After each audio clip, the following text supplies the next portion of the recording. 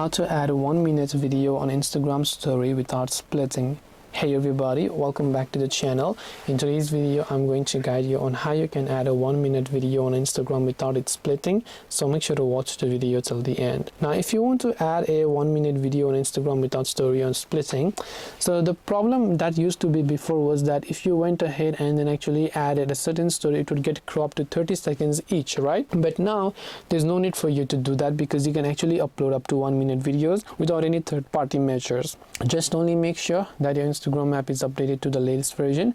Then after you've done that, you can try to go to your story. Then you can choose to add a 1-minute video that you can see over here.